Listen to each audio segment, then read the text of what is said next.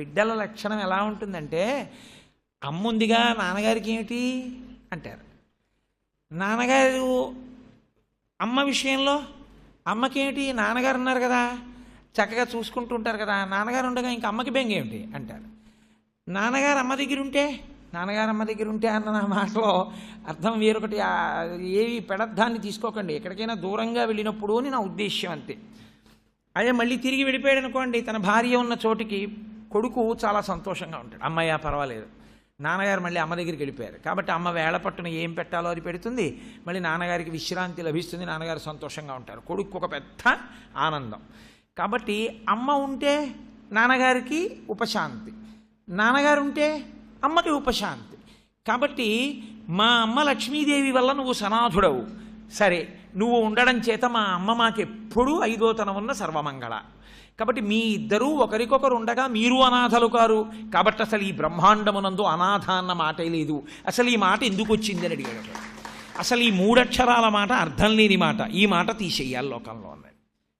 భక్తి అన్నది లోపల ఉంటే హృదయమునందు ఎంత ధైర్యం ఆవహిస్తుందో చూడండి. నేననాథుణ్ణి ఏమిటంటే అసలు అనాథ అన్న మాట అన్వయం చేయడానికి జీవకోటిలో ప్రాణి లేదు అన్నాడే. అది ఈశ్వరుని యందు భక్తి అన్న మాటకు అర్థం ఆ పూనిక, ఆ నమ్మకానికి భక్తి అని పేరు. కాబట్టి మళ్ళీ వెనక్కి రండి. ఎక్కడో ఆడుకుంటున్నాడు, ఒళ్ళంతా దుమ్ము పోసుకున్నాడు, ఆడుకుంటున్నవాడు మళ్ళీ గబగబా లోకలకు వచ్చాడు.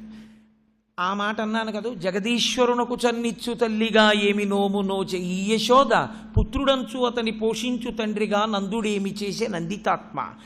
ఏ పుణ్యం చేస్తే అసలు జగదీశ్వరునకు చన్నిచ్చిందయా ఈ యశోద?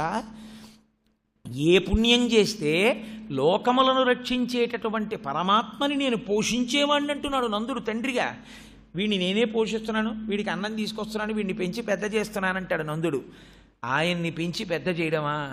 ఏహాని వృద్ధుల నిరుగని బ్రహ్మంబు పొదివిటిలో వృద్ధి పొందనుందే అన్నారు పోతన గారు. అటువంటి పరబ్రహ్మాన్ని పోషించడం ఏమిటయా నందుడు అంటే, అప్పుడు చెప్పాడు శుకుడు. ఎందుకు వచ్చిందో తెలుసా వాళ్ళకి అదృష్టం? ఒకానొకప్పుడు చతుర్ముఖ బ్రహ్మగారు ఈ లోకంలోకి వెళ్ళమన్నారు వాళ్ళని.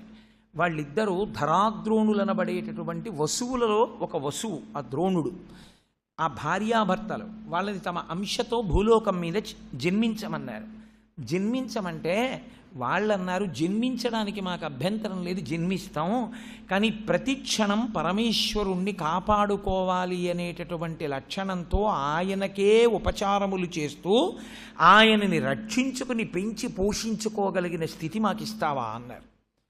ఎంత గొప్ప కోరిక కోరారా, అలాగే ఇచ్చాను వెళ్ళండి అన్నాడు. అందుకుని నందయశోదలుగా వచ్చారయ్యా. అందుకుని కృష్ణ పరమాత్మని కనకపోయినా పెంచి పెద్ద చేశారు, పెంచి పెద్ద చేసి అంత భాగ్యాన్ని అనుభవించారు అని చెప్పారు. దాని